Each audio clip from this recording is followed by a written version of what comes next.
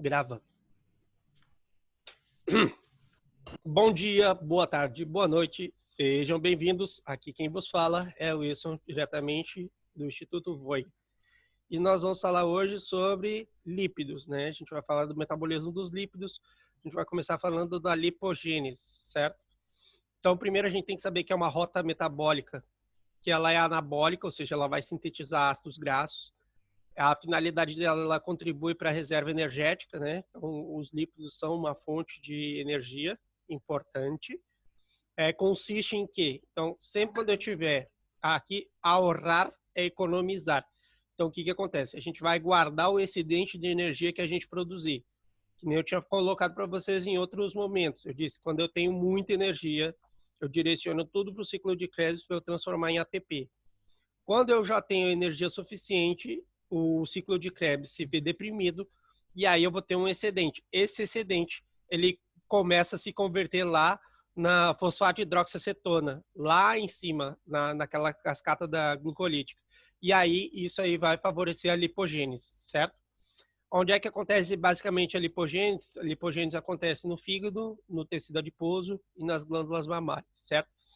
A lipogênese ela se vê favorecida quando a gente tem o aumento da concentração de glucosa e quando eu tenho o aumento da concentração de insulina, certo? Então, isso aqui é importante. Então, aqui, mais ou menos, está bem didático o que a gente está vendo aqui, né? No caso, a gente vê os sítios onde acontece a lipogênese, que é o fígado, tecido adiposo e na glândula mamária, certo? Aqui para a gente explicar como é que funcionam as lipoproteínas, né? As lipoproteínas são compostos macromoleculares que vão constituir um centro hidrofóbico, que elas estão compostas por ésteres de colesterol, triacilglicéridos, e vai ter uma capa externa que vai estar formada por fosfolípidos, colesterol livre, tá? Uma das coisas que essas apoproteínas, essas lipoproteínas, elas fazem, elas vão transportar vitaminas lipossolúveis como a vitamina A e a vitamina B, certo? Então, isso aí é bem importante. Então, na parte externa, está formado por apolipoproteínas, triglicéridos e colesterol. Na sua parte interna, a gente vai ter ésteres de colesterol e fosfolípidos, que estão todos representados aí, dá para poder identificar bem direitinho cada um deles, certo? Aqui a gente vai falar o seguinte, então, dentro das funções e receptores das principais classes de lipoproteínas. Então, a gente tem os quilomicrones, né, que transporte de lípidos exógenos. A gente tem a VLDL, que são aquelas lipoproteínas de muito baixa densidade, que vão transportar o triacilglicéridos sintetizados no fígado. A gente tem a IDL, que é uma lipoproteína de densidade intermediária, que normalmente elas são os remanescentes de VLDL. A gente tem a LDL, que é aquela lipoproteína que tem baixa densidade, tá? São pobres em triacilglicéridos e ricas em colesterol, e elas transportam lípidos endógenos. Esse aqui é o LDL é o famoso colesterol ruim, entre aspas, né, que o pessoal gosta de chamar colesterol ruim. E o HDL já é o colesterol, entre aspas, que é a lipoproteína que seria benéfica. Tá? Então, a LDL é maléfica e a HDL é benéfica, porque ela vai transportar, ela participa do transporte inverso, ou seja, de algum tecido para o fígado de colesterol e vai ter uma ação também anti-aterogênica, né? Ou seja, não vai deixar que forme as placas de ateroma, que isso aí a gente vai ver em detalhes o processo de como é que funciona a formação da placa aterosclerose, certo? A placa de ateroma. Então, o que acontece? É o logo Deus te leva, não é? Que você Oi? falou na última. É o logo Deus te leva quando você falou. Sim. Logo Deus te leva. Sim. Quando a gente fala que é para vocês saberem qual é que é a ruim, é só você lembrar bem lembrado aqui, bem lembrado pela Elisa. Logo Deus leva. Então, logo Deus leva é a pior que tem, porque assim você vai morrer ligeiro, certo? Logo Deus leva. Então, quando a gente fala de ações anti-aterogênicas, o que a gente quer dizer? Ou seja, que a gente tem óxido nítrico, e que vai fazer com que outra ação é evitar a adesão plaquetária, que isso depois vocês vão ver que para formar uma placa de ateroma, o que eu preciso? Eu preciso ter uma lesão prévia do endotélio. E aí, nessa lesão prévia do endotélio, começa a agregar plaquetas, tá? Então, só o fato da HDL ajudar a evitar a adesão plaquetária já está me ajudando a não formar a placa de ateroma, tá? Também ela vai acabar evitando a tromboses e vai possuir algumas ações anti-inflamatórias também, tá? Então, as ações antiaterogênicas são essas aqui: o óxido nítrico, evitar a adesão plaquetária, evitar a trombose e possuir algum tipo de atividade anti-inflamatória. Aqui, no caso, quando a gente falar da lipogênese, a gente tem que entender o seguinte, né? A lipogênese ela pode ocorrer de fontes lipídicas ou de fontes não lipídicas, tá? Isso aqui é uma coisa bem clara que vocês têm que ter presente. Então, quando a gente falar fontes lipídicas, pronto, é um processo. Fontes não lipídicas, outro processo. Então, vamos começar das fontes que não são lipídicas, tá? Então, por exemplo, quais são as fontes não lipídicas que podem acabar se transformando em lípido, tá? Então, por exemplo, a injeção de hidratos de carbono, dos glúcidos, né? A gente come algo com glúcido, o que vai acontecer? Eu posso transformar o glúcido em fosfato de hidroxiacetona, ou eu posso transformar o glúcido em acetil-CoA, certo? E aí vai seguir o processo para poder se transformar em triacilglicerol, tá? Por outra fonte não lipídica, os aminoácidos. Os aminoácidos eles podem ser desdobrados em acetil-CoA. Uma vez sendo transformado em acetil-CoA, são incorporados o que? O ciclo de Krebs e segue o baile, segue a via, tá? O que acontece? Então, no caso aqui, se for uma fonte lipídica, ou seja, quando a gente ingere alguma substância lipídica de fato direito, o ácido graxo, ele vai direto, né, entra na via lipídica, e o glicerol, já por outro lado, o que acontece? Interessante é o seguinte, ó, o glicerol, ele não tem como ingressar diretamente, porque o glicerol exógeno, ele não pode ser utilizado pelo tecido adiposo, porque esse glicerol, ele não tem, o tecido adiposo não tem uma enzima adequada para poder atuar sobre o glicerol, que é ingerido exogenamente. Então, o que acontece? Esse glicerol, ele vai ter que ir para o fígado primeiro, porque lá eu tenho uma gliceroquinasa que vai transformar o glicerol em glicerol 3-fosfato, tá? Esses são aqueles passos mágicos que vocês têm que ter bem claro o que acontece e aonde acontece. Então, vou repetir isso aqui, que isso aqui é meio complicadinho, mas uma vez que vocês detiverem esse conhecimento, a vida fica mais fácil. Então, quando a gente falar de lípidos, por exemplo, estou ingerindo lípido. Então, se for um ácido graxo, ele já vai ser incorporado direto, já vai entrar numa via metabólica. O glicerol, ele não pode ser incorporado direto, porque o tecido adiposo não tem uma enzima específica para capturar, para aproveitar o glicerol. Então, esse glicerol que foi absorvido, ele tem que passar primeiro pelo fígado, porque no fígado eu tenho uma enzima específica que se chama gliceroquinasa. O que essa gliceroquinasa vai fazer? Ela vai aportar um fósforo, ou seja, na posição 3 do glicerol. Por isso que aí essa gliceroquinasa vai pegar o glicerol, fosforilar o glicerol, e eu vou acabar resultando na incorporação do glicerol 3-fosfato. E aí o glicerol 3-fosfato, sim, esse já entra em via metabólica, tá? Então, esse processo do glicerol acontece no fígado, tá? Esse obrigatoriamente ele tem que passar pelo fígado. O ácido graxo já não. O ácido graxo não necessariamente ele tem que passar pelo fígado, certo? Pode ser incorporado diretamente pelos tecidos, tá? E aí, uma vez que eu tenho, entendendo quais são os precursores glucídicos e não glucídicos, lipídicos, não lipídicos, o que acontece? Então, eu já sei que é o seguinte, se for lípido, for glicerol, passa pelo fígado. Se não for, se for ácido graxo, pode ser incorporado diretamente pelos tecidos. Não é lípido, ou seja, eu tenho um aminoácido que se transforma em acetil-CoA para se transformar em ácido graxo.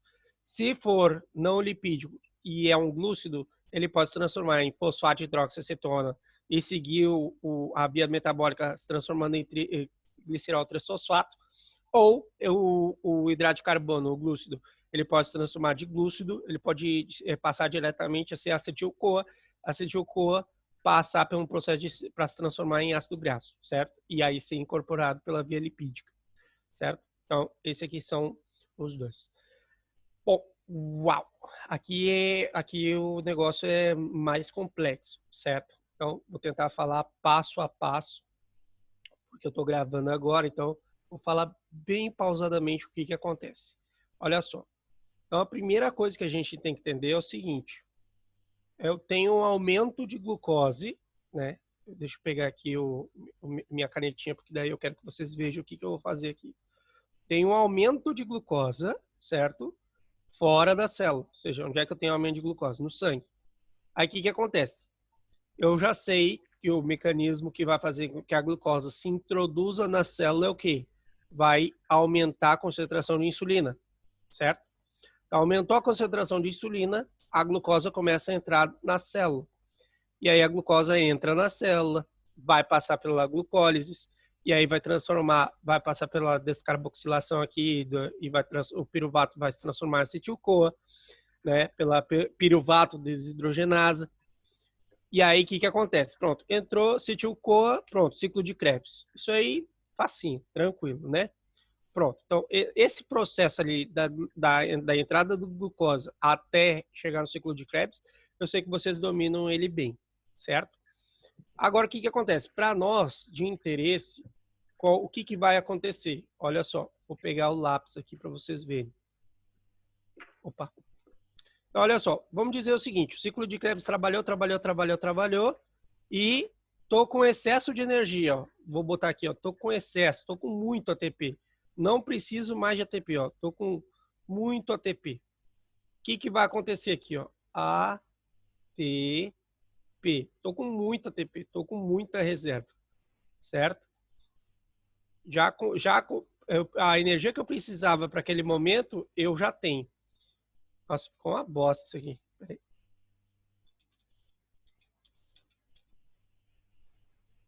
Pronto. Estou botando essas setinhas aqui, mas você sabe que é o ATP isso aqui.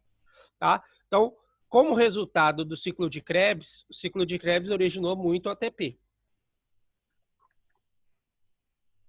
Tá? Originou muito ATP. Legal. Agora, como eu tenho muito ATP, não preciso mais gerar energia. Então, o que vai acontecer com o ciclo de Krebs? Ele vai ficar deprimido. Certo? O ciclo de Krebs vai ficar deprimido. Deixa eu botar aqui, ó, que eu fiz o ciclo de Krebs vai ficar deprimido. Por quê? Não preciso mais ficar gerando energia. Eu já tenho energia que eu preciso. Só que agora o que acontece? Eu acabei aumentando as concentrações do citrato, né?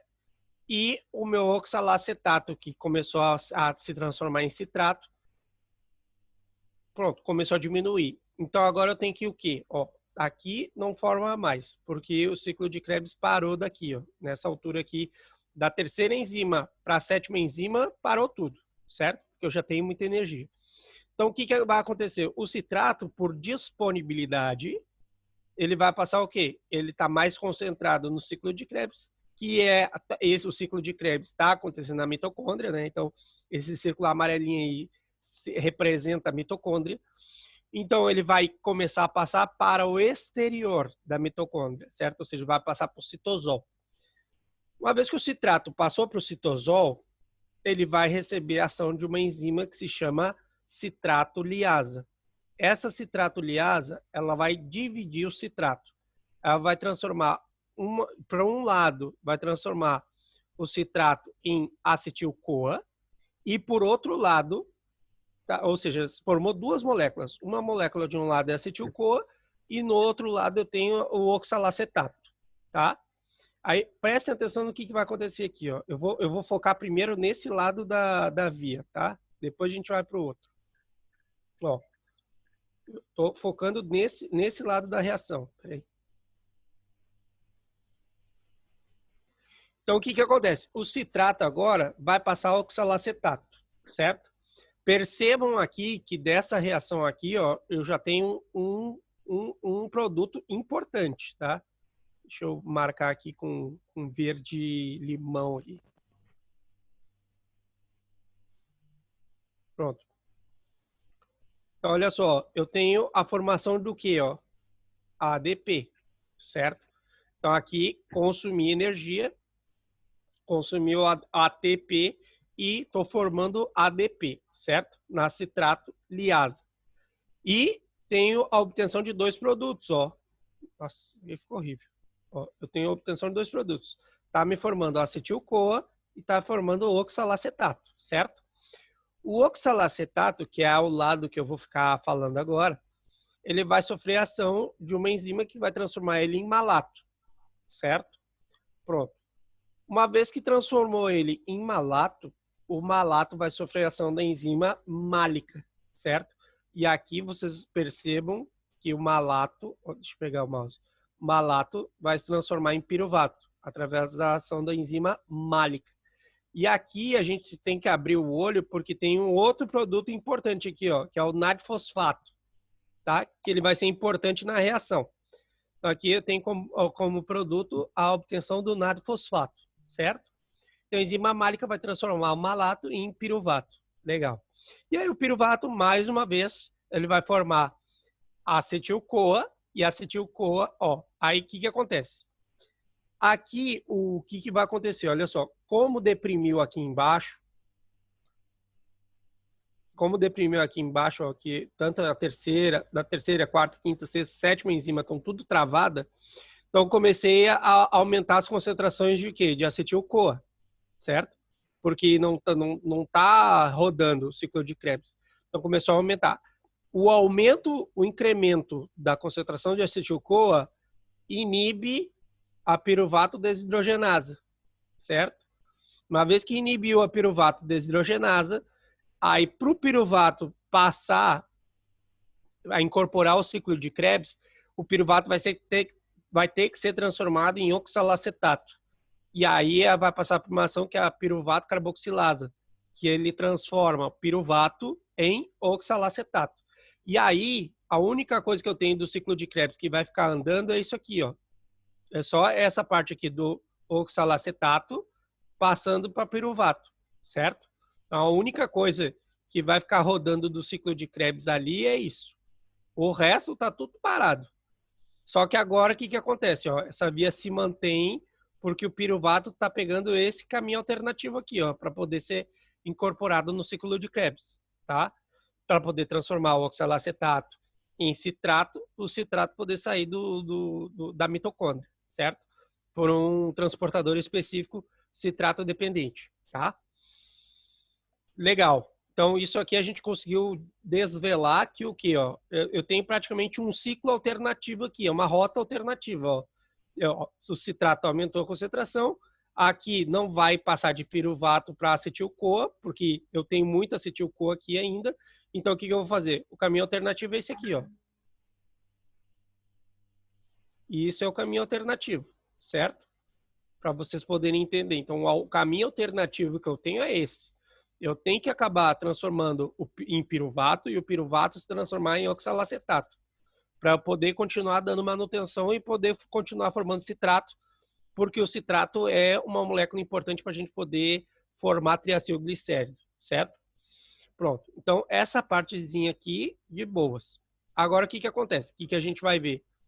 A gente vai ver o seguinte, ó, quando a gente analisar a outra molécula que é formada pela citrato liasa ela vai formar o quê? Acetil-CoA. Então, uma vez que formou acetil-CoA, o que acontece? Aí essa acetil-CoA vai sofrer a ação de uma enzima que é acetil-carboxilasa. Essa acetil-carboxilasa vai se transformar em malonil-CoA e a malonil-CoA vai se juntar nessa enzima aí que é muito importante, que é a enzima que é a principal enzima que vai fazer a catálise dos triacilglicéridos, certo? Que eu já vou falar, que é a enzima enzima sintasa de ácido graxo, tá? Que ela é essa aqui, ó, essa aqui que eu desenhei desse jeitinho aqui, ó, que ela tem vários sítios de uniões, ó, isso aqui é citrato liasa, certo? A sintasa de ácido graxo, certo? Então, a sintasa de ácido graxo é essa aqui. E ela tem vários, ela é um dímero, tem 7 sítios ativos, tá? como vocês já viram, sítio ativo, vocês já sabem o que é sítio ativo, não preciso me delongar muito, tá? Então, eu já sei que é uma enzima que tem 7 sítios ativos, tá? E essa sintasa de ácido graxo, ela que vai ser a responsável por transformar em triacilglicéridos. Só que ela precisa de substratos. Quais são os substratos que essa sintasa de ácido graxo precisa? Ela precisa aqui, ó, NAD-fosfato. Se eu não tiver NAD-fosfato, não vai rolar. Então, aqui, ó, NAD-fosfato, tá? Então, ó, o NAD-fosfato está sendo incorporado aqui, ó, gente. Vou mostrar aqui, ó, numa parte do sítio ativo dela. Ó, então, tá aqui, ó, NAD-fosfato.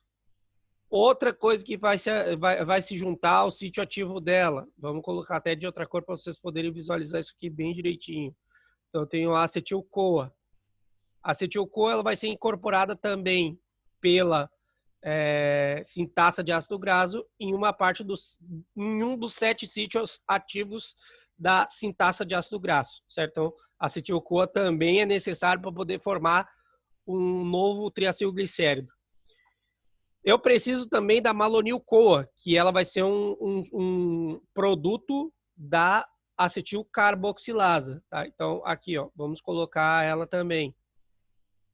Então, vou colocar ela de... Aqui, esse azul, cheguei. Aqui, ó. Então, aí eu tenho aqui. Então, olha só. Eu preciso, os substratos que eu preciso de NAD-fosfato, eu preciso de acetil-CoA e eu preciso de malonil-CoA, certo? Para poder sintetizar um triacilglicérido novo, certo? Isso é importante. São as 3 coisas que eu preciso. Eu preciso de NAD-fosfato, acetil-CoA, malonil-CoA. O que acontece? Olha só. Tem coisas que vão estimular, tá? Estimulam a sintasa de ácido graxo a produzir mais ácido graxo. Uma das coisas que faz é o quê? Lembre que eu falei para vocês que a insulina, quando ela se junta com um receptor específico de insulina, ela acaba tendo uma função de segundo mensageiro. Porque a proteína que está ali atuando como receptor, ela vai enviar sinais para dentro da célula, sinais químicos para dentro da célula. Um dos sinais químicos dessa ativação da insulina faz com que aumente o transporte de glucosa do exterior para o interior da célula. A outra coisa é que a presença da insulina, é um dos fatores de transcrição para poder estimular a síntese de ácido graxo. Então, se vocês olharem aqui, ó, o que acontece? Ó, deixa eu botar aqui, deixa eu ver, vou botar de vermelho. Ó, eu tenho o aumento da insulina, que ela produz, olha só, ela vai produzir isso aqui, ó, que é um segundo mensageiro, esse SREBP-1C, isso aqui é um segundo mensageiro, que ele vai estimular a sintasa de ácido graxo, certo? Então, isso aqui é um efeito de segundo mensageiro que a insulina tem no metabolismo dos lípidos, tá? Então, por isso que eu tenho que observar bem direitinho como isso acontece, certo? Pronto. Agora, o que acontece? Eu já sei várias coisas da lipogênese. Então, vamos lá. Quando eu tenho um incremento de ATP, ou seja, quando eu já aumentei as concentrações de ATP de tal forma que agora eu não preciso mais, o ciclo de Krebs não é mais necessário, porque eu já alcancei a energia que eu precisava, vai acontecer o quê? Uma depressão do ciclo de Krebs pelo aumento da concentração de ATP. O que acontece? O aumento da concentração de ATP deprime o ciclo de Krebs. Então, eu já disse para vocês, as enzimas que vão ser deprimidas é o quê? Todas as enzimas que estão naquele processo lá, A2, A3, A4, A5, A6, sucessivamente, até A7. E eu vou ter o quê? Eu vou ter um aumento da concentração de acetil-CoA. O citrato, por disponibilidade, ele passa da mitocôndria para o citosol, e aí o resto do processo vocês já viram o que acontece. Tá? Agora, 2 coisas que tem que ficar bem claro. A incorporação do NAD-fosfato, ele ocorre de 2 formas. Uma, ele é produto daquela via alternativa que eu tinha falado para vocês, para eu poder incorporar o piruvato como oxalacetato no ciclo de Krebs. E a outra é isso aqui, ó, que eu vou mostrar agora, certo? É aqui, ó, ciclo das pentosas. O ciclo das pentosas, lembre que toda a glucose que entrar dentro da célula, de 20%, aproximadamente 20% dessa glicose que está entrando na célula, ela vai se dirigir para o ciclo das pentosas, certo? E isso é importante que a gente saiba, por quê? Porque esse é um ciclo que ele ativou a glucólise, ativou o ciclo das pentosas, certo? Os dois andam juntos. E como eu tô com os dois ativados, então o que que acontece? Eu acabo formando muito NAD-fosfato. NAD-fosfato, que é diferente do NADH. Quando eu falar NADH é uma coisa, NAD-fosfato é outra, tá? Então o NAD-fosfato é um substrato imprescindível. Ó, vamos lá. E quando eu falar imprescindível, nos momentos que eu falar assim, ó, isso aqui é uma condição sine qua non. O que que é uma condição sine qua non? É imprescindível, é indispensável. Eu preciso ter ele, senão não tenho síntese de ácido graxo, tá? Ou seja, não vai formar triacilglicérido. Então, condição sine qua non é NAD-fosfato. Condição sine qua non, T-acetil-CoA. Condição sine qua non, malonil-CoA. São essas três coisas que são os três substratos que eu preciso para poder formar um triacilglicérido novo, certo? Como é que esse triacilglicérido vai sair da célula? Olha só como é bonito isso aqui. Então, ele sai da célula através de quem? Ele se une com a apoproteína e aí ele vai viajar no sangue através da VLDL. Então, quem vai fazer esse transporte desse triacilglicérido é a VLDL, certo? Então, o triacilglicérido que se formou da sintase de ácido graxo se une com a proteína e vai ser transportado pelo sangue através da VLDL, que é um transportador, é uma proteína, lipoproteína, que é transportadora, tá? Então, pronto. Isso aqui é extremamente importante. Então, olha só, das perguntinhas possíveis que podem fazer para vocês. Mencionar os 3 substratos indispensáveis para a síntese de ácido graxo. Quais são os 3 substratos indispensáveis? O que eu preciso? Condição sine qua non para eu poder formar ácido graxo. Acetil-CoA, malonil-CoA e o NAD-fosfato. Essas são as 3 coisas que eu preciso ter. Se faltar uma, não consigo, tá? Eu preciso ter os 3, tá? Essas 3 coisas eu preciso ter sim ou sim. Certo? Pronto. Então, isso aqui dá lipogênese, certo? Pronto, vou dar pause aqui. Vou dar pause.